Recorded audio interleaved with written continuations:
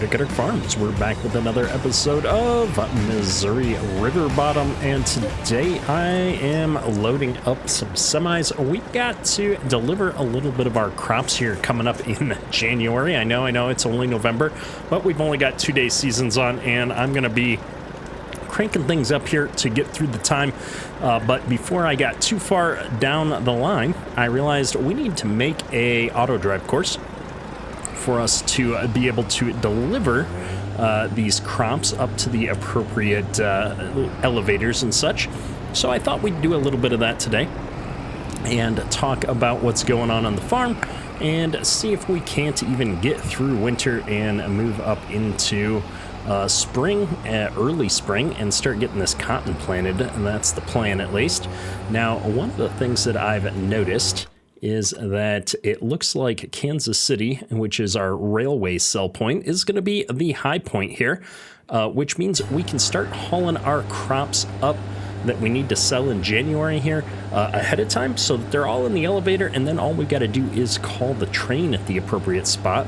Now, I wish I had kind of realized this earlier on, because we could have just trucked it all up there to begin with. So I do have a few loads to take up there. If I remember right, we've got some wheat, which I just loaded up a fair amount of. We've got some oats, a lot of soybeans, but we don't have to sell those until the summer. But we do have a fair amount of corn that we're going to have to move up there. So I thought, well, let's take the wheat up there. It's the least voluminous crop we've got. We've only got, I think, 2 truckloads we're going to have to take up.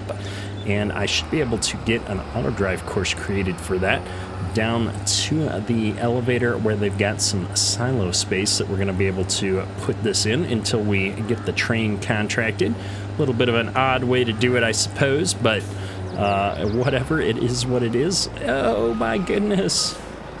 We should have slowed down before that curve, folks.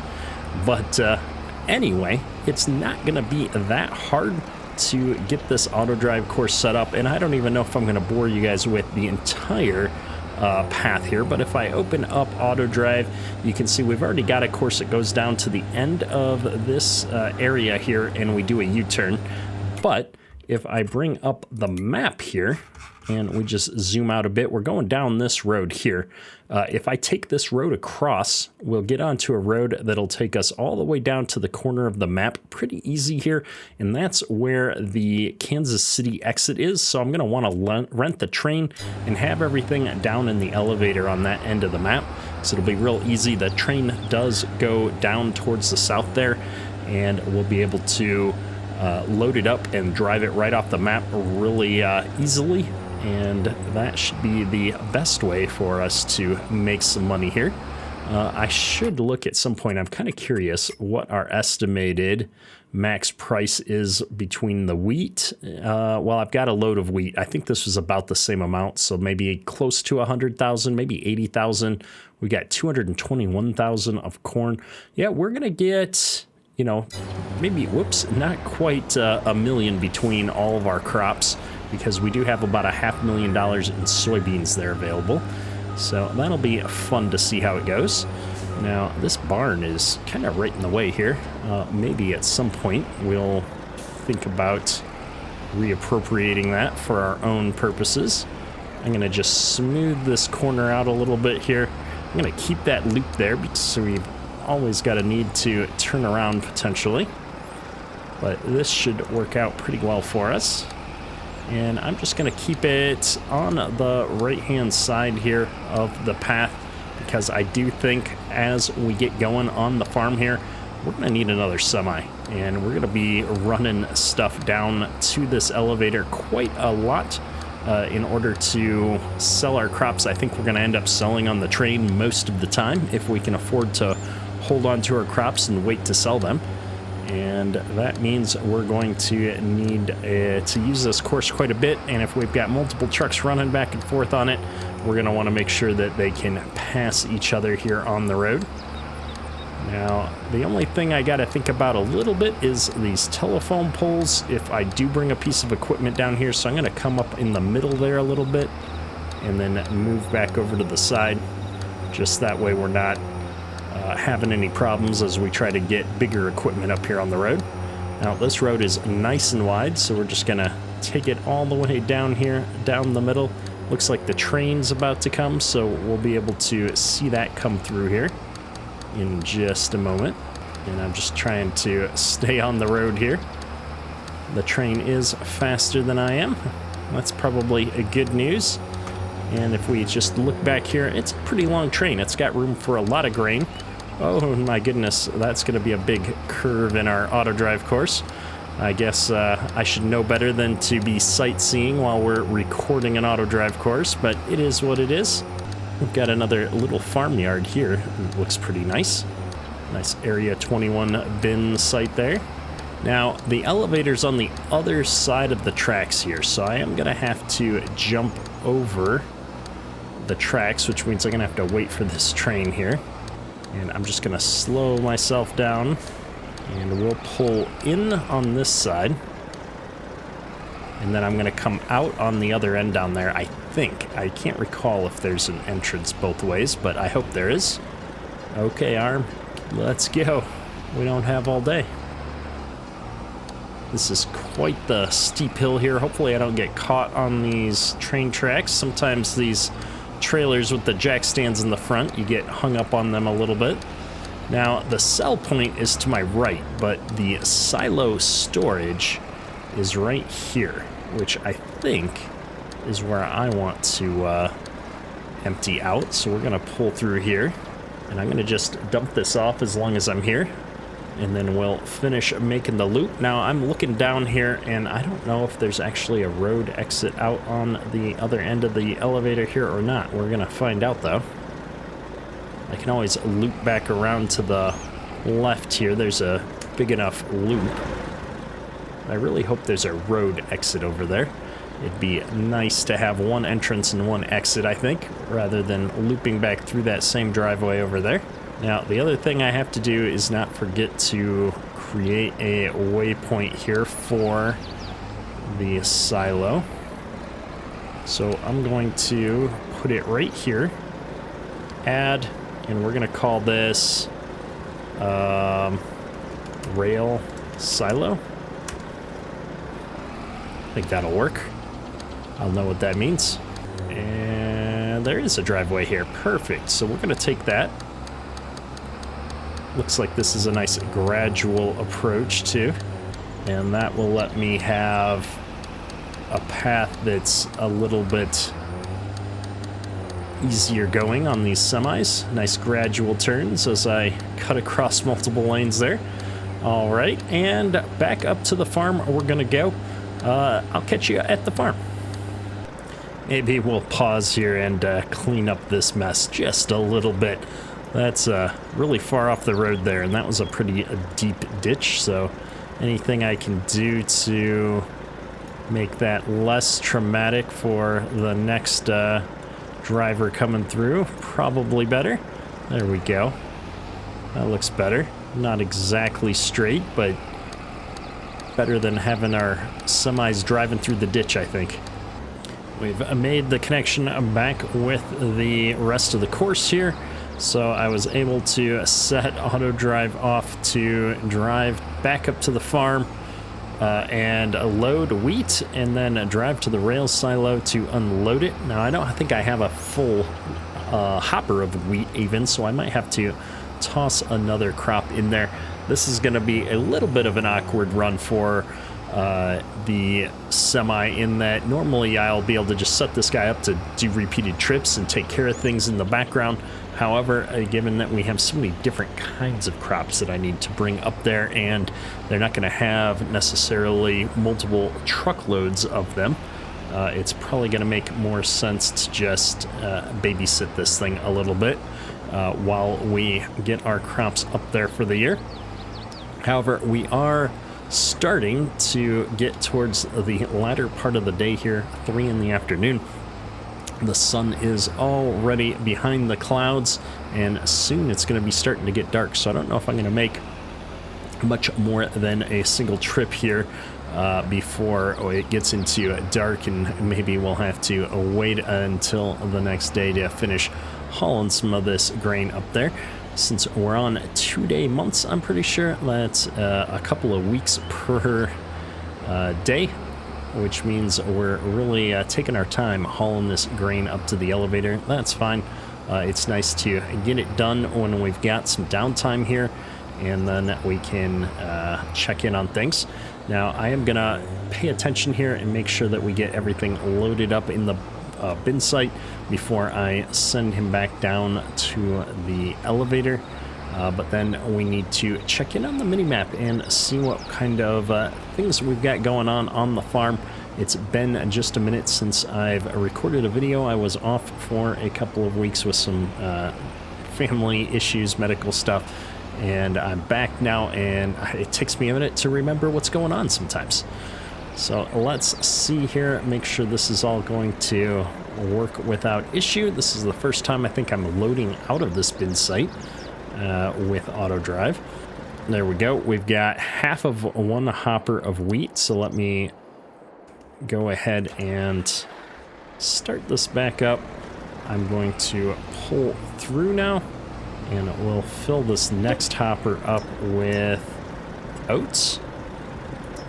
If I do a partial load of oats this time, I should be able to get the rest of the oats on the next trip. And then we'll just have the corn to move up there for our January deliveries. And then since we're in this mode, man, I don't know, well, I guess I can go ahead and just send it up to the rail silo to dump the wheat. I'm gonna have to babysit this because it's gonna get up there and dump that front hopper and then realize I have oats and try and just send him back home, which I don't want to do. So I will have to pay a bit of attention here, but I think this is a good enough proof that at least the auto drive course seems to be working. It's going to take me about 5 minutes, almost 6 minutes to drive up here to the other side of the map. So I'm going to go ahead and let this guy go, and we'll check back in up at the elevator to make sure everything's working according to plan. While the truck is driving down there, though, it's a great time to take a look at the map here. We have this combination of fields 53, 54, and 55, which we have now combined all together, and they are all mulched. In fact, I think all of our fields are mulched because the cornfield, we had the mulching head on the corn header. So even though it's not tilled, it's covered in weeds, but we are going to get our mulch bonus across the board, something I haven't done a lot of previously. And just looking at our crops, we've got some... This is barley that we planted over here. Man, I can't even remember. Let's look. Yeah, I think that was barley that we planted in that field that we won't be able to harvest until June. And then we've just got to worry about the cotton that we're going to start putting in February here. I think we're going to try and put cotton in both this big field as well as the smaller field over here and just go all out on the cotton in this series. We do have some other crops that we'll rotate in, like the barley that we went ahead and put into the ground over here. But the big focus, I want to jump into this cotton here soon. We're also going to be doing some other crops on the next map that we play on that we're going to alternate with this one, which should be Loma, Montana. I've got early access from No Creek Farms, and I'm really looking forward to checking that map out. It looks great. I think I mentioned it on one of my other videos, but we are going to be trying to jump into that and get those videos going here soon as well. It looks like I've got a little bit of outdated data between these two fields. However, buying precision farming data is extremely expensive, so I don't really want to waste $60,000 right now. I think we can live with this sliver in between the fields. But I keep jumping in and out of this. I apologize. It looks like we're in a pretty good spot. We should probably put some pH down on the cornfield that we've finished up here. Everything else, the nitrogen levels and such, will adjust when we are planting at this point, I think. Just because I don't know how much nitrogen cotton takes yet, and I don't want to over-apply it. So I'll be letting this guy go. And we're going to skip forward into some daytime here, I think. And then I'm going to get the lime spreader going on that cornfield as soon as we get back into the daytime. Now, we are into December now that I've moved us forward into the next day. And one thing I have to say that I like about where we're at in Missouri is we're not sunk in a ton of snow at this point. That's one thing that UMRV, we were definitely getting buried in the snow all the time. So we're going to take this for goodness. We can actually get some work done here in our winter months a little bit. I don't know how realistic it is. I don't know if I'd spread lime in December. I think after you spread lime, you're supposed to work it into the ground, so maybe not, although it's still above freezing. Oh man, we are out of money here. Let me go ahead and increase our loan. I have forgotten we are taking a hit every day with the loan that we've got out, and so we're bleeding through what's left of our money here. Not super fast, but decently fast. We do need to get some of these crops sold. That's the big reason why I'm looking forward to January, is just to burn down a big chunk of that loan and get some money back in the bank. I'm running out of time, though, to get up to the elevator and manage that. So I want to get the worker moving here as fast as I can. We're just going to generate a basic course. Go ahead and say first waypoint go, and then there we go. It is jumping both into the rail silo. That's awesome, actually. And I'm gonna switch this over to oats, because we do have some more oats that we need to pick up. And then he's back off to the farm. 6.5 minute drive to get there. Should be good to go. All right, well, this is one thing off of our mind, is given how many crops we're gonna have to bring up here.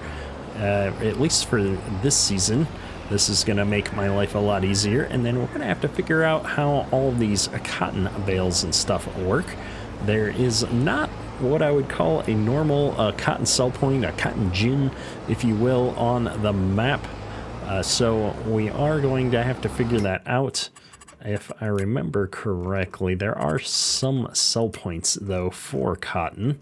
I just think it's some of the ones that don't necessarily make a lot of sense. I think I just scrolled by it. I'm not so good at picking out the icons for some of these crops that I don't use a lot. But we have the different elevators, the Casey's General Store, and Ventura Phelps City. These look like just a normal elevator dump points like I would take my grain to. I'm not sure. Maybe I'll see if I can find a good placeable cotton sell point. If you know of one, drop it in the comments below. Let me know if there's any good cotton sell points out there that I can place down onto my map. Maybe I'll find something generic that we can use, or maybe we'll just dump it off at the general store or one of these elevators and call it good enough. We'll worry about that, though, once we have some cotton bales to deal with. We don't have a whole lot of any of that right now. And I'm just now noticing it is snowing here, even though it's 49 degrees. That seems a little warm to be getting snowflakes in the air. I think there's a mismatch between the temperature and the weather effects in Farm Sim. I'll be curious to see if it starts to stick to the ground, because that seems even less likely in 49 degree weather. But while that semi makes its way back up here, I thought we better go ahead and check in on the lime spreader. Looks like we're almost around our first headland pass, and we've only used up 69%, so 31%, 32% of our lime. By the time we get up there, it'll probably be close to 50%, maybe not even. But we'll make a second headland pass with what we've got in the lime spreader here. It feels likely. And then we'll be onto the up-down rows, so I will have to refill this at least once. That's all right. Maybe a couple of times. We'll see how it goes. This field is bigger than it looks, I think. It looks small just by comparison to the other fields around us, but it's actually a decent-sized field. And here we go, the last of Headland Pass 1. Now we're going to cut in on Headland Pass 2. We're only at 62%. Headland Pass 2 will use even less lime, so we'll be able to get started on the up-down rows before we completely run out of lime. And there goes the semi on up into the farmyard to pick up a load of oats. Hopefully we can get all of the oats that we've got left up there in this run. We've got, it doesn't read bushels on here, but we've got 82,000 here. I've got wheat as well. Did I not bring the wheat up? Oh, the wheat is sitting in the silo up there, so it shows again on this screen, as does the oats. So I don't actually have this many oats in this silo. This is the oats spread between my two silos. It's good to know that it's going to show up on my list as owned capacity. That way I won't forget about it. Even though that's the whole point of us doing all this, I think I could see myself forgetting that we need to go ahead and sell those in January if I don't see them on the list. And we're using even less lime than we were here, 0.25. That's probably why we got so far down the other way without needing to refill our lime. It's just not that thirsty of a field. We will take it. It's a little bit less work for us, and as long as we're getting everything into the right pH levels for our optimal soil and growth capabilities, I am happy. So I'm going to go ahead and jump over here into our semi and make sure that this guy is capable of filling up both hoppers automatically. It looks like he is. Last time we were getting involved manually because we had to switch crops, but it looks like we'll get hopefully all of the oats into our semi. We did 87%. Perfect. At least we won't have to make another trip or deal with a split hopper. We'll let this go all the way up to the rail silo. It's going to dump out these oats, and then I think we'll be ready to start moving this corn, which will take a handful of trips. Looks like I hold 30,000 per hopper because I brought one full hopper of oats up. So that'll be 60,000. So I'm going to have 2 full semis and a little bit of dry corn left, and then quite a few semis of soybeans here that we'll have to deal with. That's all right. That's what, 4 semis? We've got plenty of time to be trucking those soybeans up, though, over the course of the spring while we're doing other work. It's really just these crops that we need to get up into the elevator before we get into January that I'm worried about right now. So let's let this guy keep trucking. He's got a 5-minute trip down there and then another 6.5 minutes back. So that gives me plenty of time to babysit our worker here, who's at 27% of a hopper capacity. We should be able to knock out a few of these rows down here. It looks like these are slightly angled rows, so he's going to go all the way down to the short row corner here and get started. That'll actually work out perfect with having a partial hopper. That means that we can use up what's left in these shorter rows, and then I'll fill up once, and maybe we'll be able to tackle this with just one hopper. I wasn't expecting to have 27% of our hoppers still be full after we got done with our headlands. However, because this is kind of a jagged headland run, it looks like I'm stuck at 12 miles an hour here.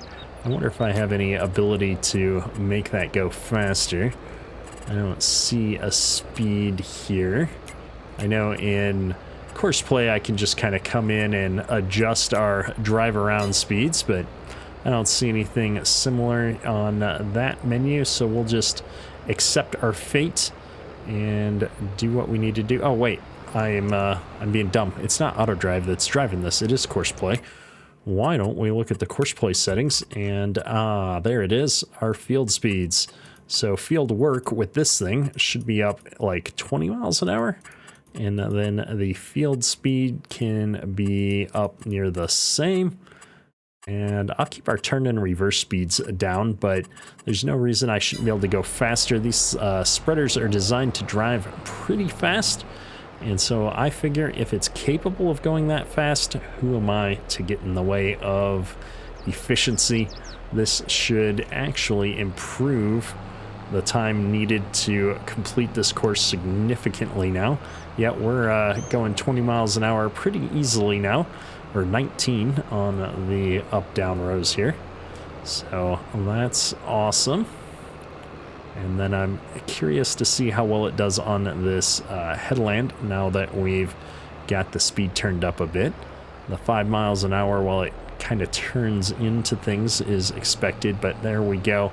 Now we're going a lot faster as we figure out where to go. That 20 miles an hour, I think, feels like an appropriate speed to get to where we're going without overshooting everything necessarily.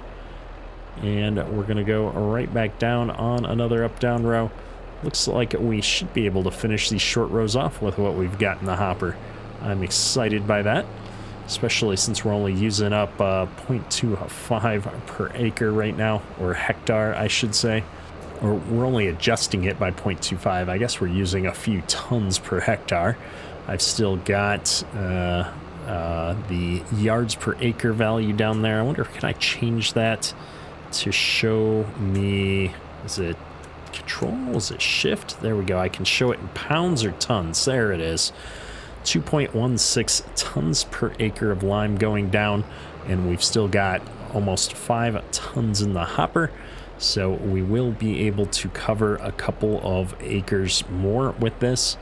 That's awesome. And yeah, it's all working great. Well, let's get to it. We'll keep trucking here, and we'll be ready to go get this refilled momentarily. And while he finishes off those few rounds, it only makes sense to hop over to the semi and just make sure everything's going smooth over here. I already knew he could get into the waypoint, though, because we've done this before, so I wasn't too worried about it. But it does look like the semi's got everything under control. I do just want to switch this off of oats and onto corn once we're done unloading the semi. Should work out really well. He's got his front hopper out, back hopper going out there, and it's dry corn that we've got in the bin that we need to go pick up. Perfect. Well, off you go, sir. Go bring up a few loads of dry corn, and we're right back over here with the spreader to check on things.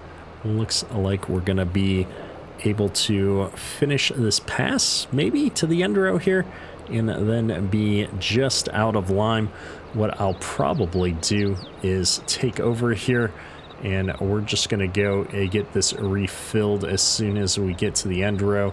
That's going to be the easiest transition.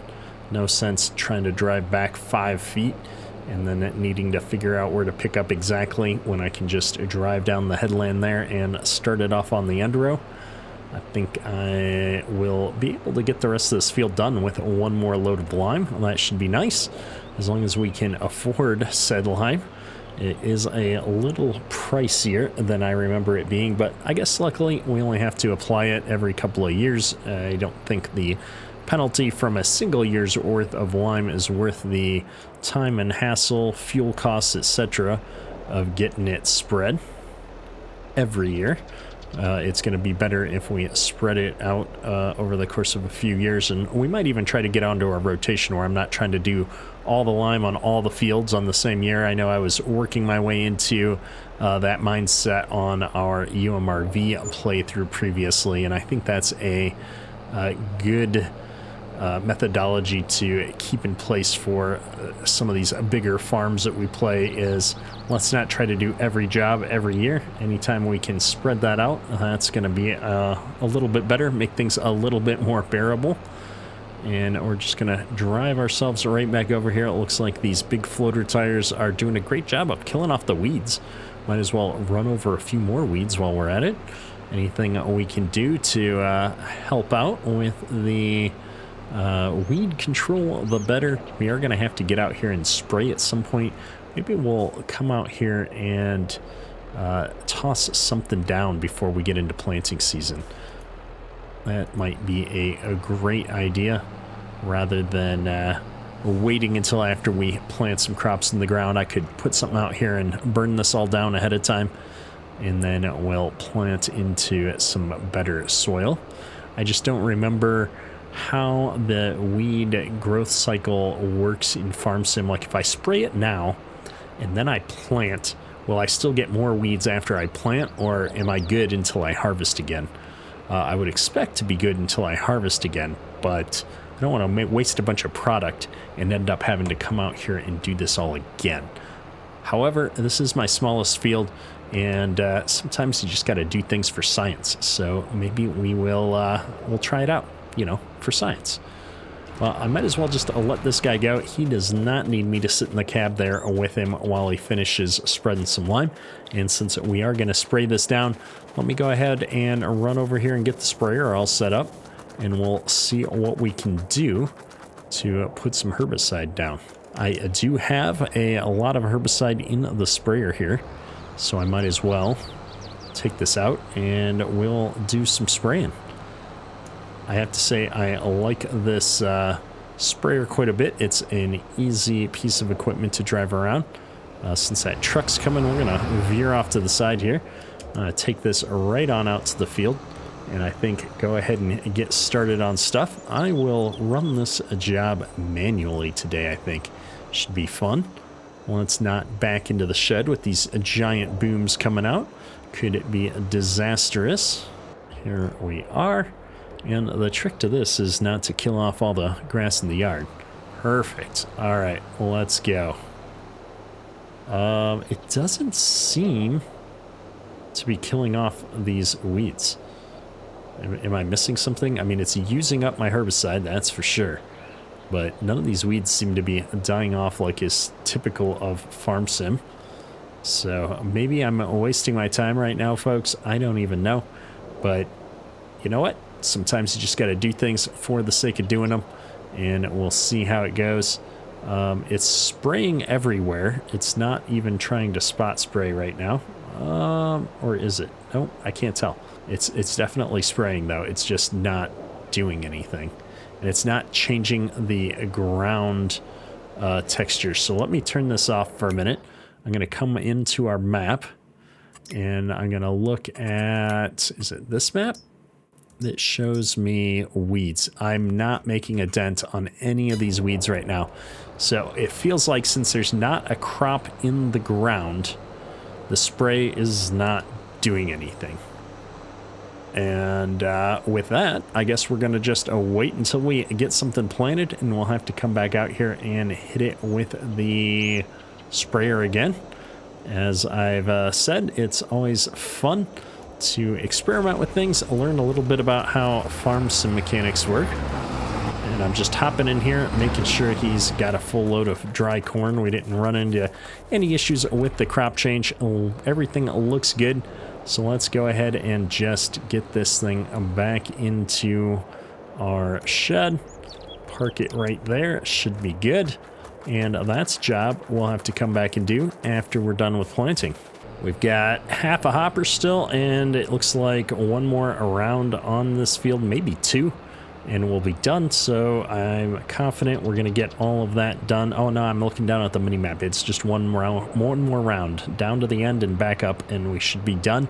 So I'm confident we're going to get that done with what's in the hopper here today. And just like that, we are all done spreading lime on this field. So I'm going to go ahead and just bring this guy back up into the yard. We got a little bit of lime left over. That's okay. I'm not going to bother trying to get rid of it because I don't have anywhere to get rid of it. I'm also not going to bother topping this off because, well, I just don't need any more lime for the rest of the season. At some point here, we might need to switch the hoppers out. I did want to put down some cover crops at some point on one of these fields, just because I thought it'd be kind of cool to play around with that functionality. It's not something I've done much with in Farm Sim here. However, I'm not sure if we're in the right part of the year to do that anymore. We're in, what, December now? And I can't plant oilseed radish this late in the year, so we're gonna not do that this year, but I'll have to try and remember that for the next year. And I think we're at a point where I can close these doors up and stuff. There we go. I don't think I've got anything going into this shed at this point, so we might as well keep everything all nice and tidy, just like that.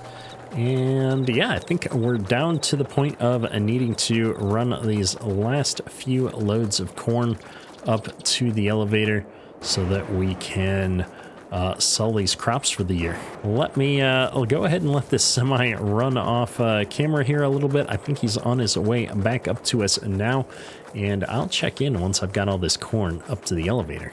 We are up at the elevator with the last little bit of corn, and we started hauling a little bit of our soybeans up here that we'll need to have hauled for the summer. And I have noticed we got into January here. We're sitting pretty close to these max values. The wheat's going down, the corn's going down, and our oats are going up a little bit, but I think we want to get this stuff sold before that corn price drops out too much, because that is our big money maker here out of the crops that we've got at the moment. So I'm going to go ahead and make sure I've got him on soybeans. Yep, he's going to just keep hauling in the background. We don't really need to micromanage that at all. And oop, I can hear the train coming. Let me push R to rent the train and see if I can jump in here and stop him before he goes off the map. It says rented by me, so stop. Let me in, let me in. There we go. Perfect timing. Couldn't have asked for an easier time than that. Oh no, it looks like my semi might have got caught by the train though. He's gonna be right in the wrong spot. We'll have to sort that out in a second. But I suppose right now all I care about is getting these crops in here. Everything, no corn. Oh, it's dry corn. Haha. Had me worried for a moment there. Let's work our way through this list. I've clearly gone the wrong way on this list. Oh, there's the dry corn.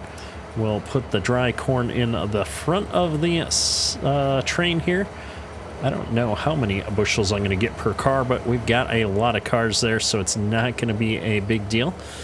And I wonder what I'm going to be able to do to get this guy out of the way. Let's just stop you there, sir, and see if I can work my way around these. I know the train's not actually coming because I'm driving the train too. There we go. That'll keep things moving here on the farm. And I better get moved up here. We're going to put some into the second car. Oop, don't go too far. All right, so we've got a train car and almost a half of corn. And then if we get up for the third car, we've got some wheat, and then I've got some oats, right? And that should be everything. Awesome, there we go. Wheat is done. Just trying to eyeball that I'm far enough forward here to grab these oats. Now, if I got almost 2,100 bushels of wheat in and at 82%, I should be able to get 2,300 bushels of oats in. Would be nice to fit this all into one last hopper. It gets a little bit harder the farther on we go to eyeball lining that spout up with the train car. Perfect. We've got all of our crops here in the train. I'm going to drive this thing right off and drive to Kansas City. Do you want the train to sell in Kansas City? Yes, I do. $387,000, and we've got an extra almost $2,100 from the environmental score reward. Very nice, and a whole $52 for releasing the train. I'd say it was worth it, folks. If I just check the map here real quick, yep, all we've got left now is soybeans. Perfect. Well, we'll keep hauling those on up here to the elevator so that they're ready to go when the time comes. But I think that's going to be where we wrap up today's episode with paying down our loan just a little bit. Make sure that I'm not using up more interest than we need to. I didn't make quite as much money as I was hoping. That was, what, $380,000? I was kind of hoping for closer to $500. I really did the math poorly there earlier in the episode. That's okay. Got our hopes up, and they've been dashed. It's all right. It happens frequently enough. I think we'll bring the loan down to 1.25 and leave 37 in there, because as we get into February here, we're going to need to start planting that cotton. We did get a little bit of snow. I was surprised, but nothing on the roads, and it's really not that big of a deal. Hopefully you enjoyed the episode, though. If you did, hit that like button, helps me out a lot, and we'll be back with more of this series next week. This week, before the weekend here, I'm hoping to get out that first episode of Loma, Montana by No Creek Farms, so stay tuned for that. And don't forget, we've got a multiplayer server for channel members. If you want to hit the join button on the channel below, support the channel a little bit. Most of that money goes towards supporting the multiplayer servers that we run for the community.